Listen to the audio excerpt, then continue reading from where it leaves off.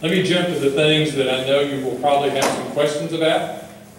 One of the reasons that when we got into this thing about looking at assessment and accountability is, to me, especially being a special ed teacher, this is what our education system looks like. We've got a bird, a monkey, a penguin, an elephant, a fish in a bowl, a seal and a dog. For a fair selection, everybody has to take the same exam. Please climb that tree.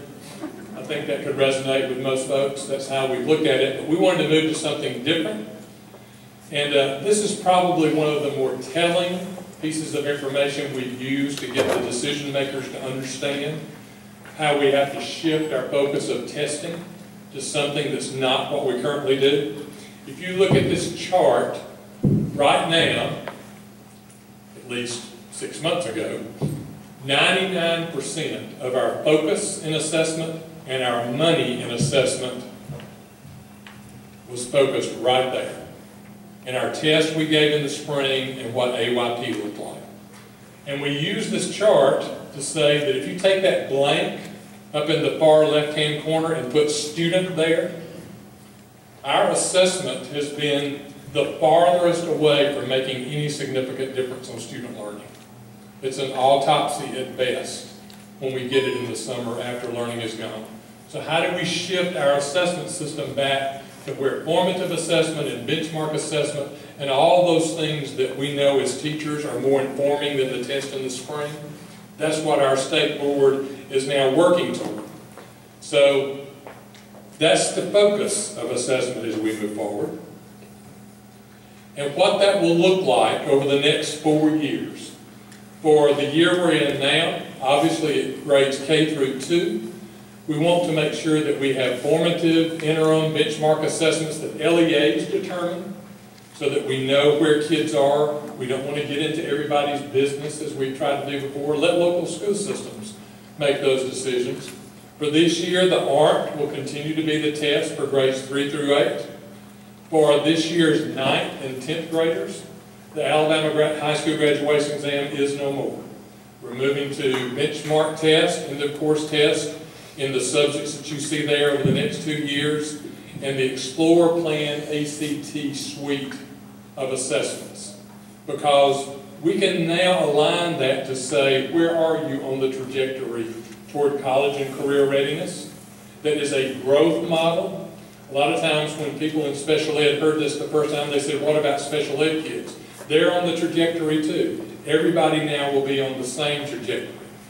Next year, we'll be looking at some new assessments to bring in, but not anything separate other than the AAA, which we will still have in place for our most cognitively impaired. We're also watching very closely 2 groups that are developing new performance-based sorts of assessments that could be applicable to our most cognitively impaired.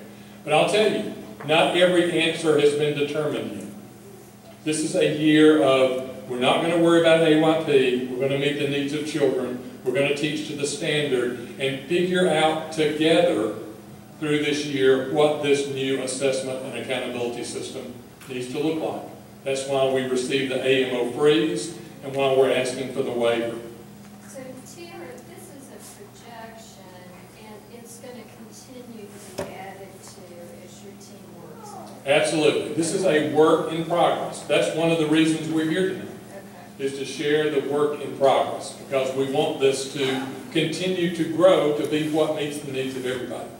Let me share with you what accountability will look like.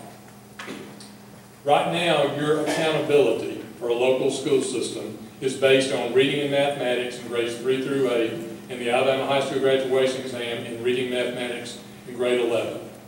Which to a classroom teacher does not describe the whole picture of what a school looks like, and definitely doesn't describe what special needs students might look like in that equation. So we're proposing a 4-part accountability system, which I know initially may sound more complicated, but it's actually not.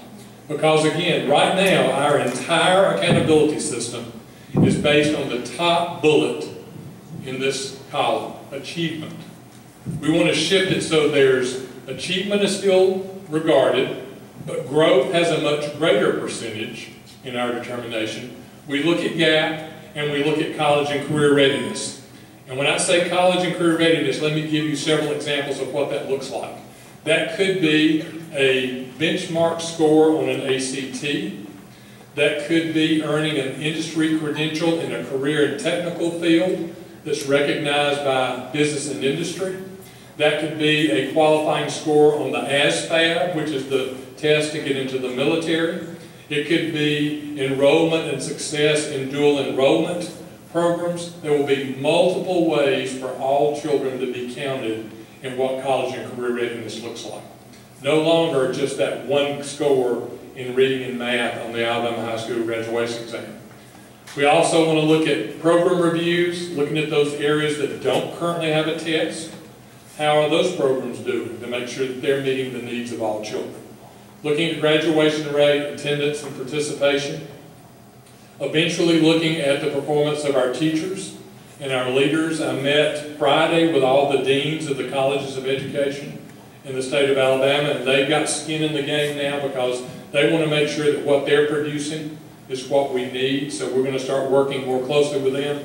But the last one is a piece that will make Alabama unique than any other state in the nation, is we want to give some credit for what local school systems feel is important. Teachers are real quick to tell you that the current accountability system is totally externally applied. You basically have no say in what that looks like. But let's say in Alexander City, where my kids go to school, they want to focus on increasing the number of students with industry-recognized career and technical credentials. And that's important to that community and the children and parents in that community.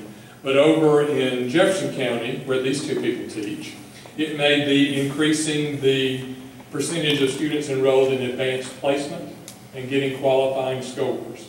Or here it could be this, or there it could be that. We want to give local school systems a chance to have a piece in this, say, as well, so that they can get credit for work that's important to them and their community and their parents. So it's a broad accountability model that has multiple pieces as we move forward that will be implemented over the next 2 years.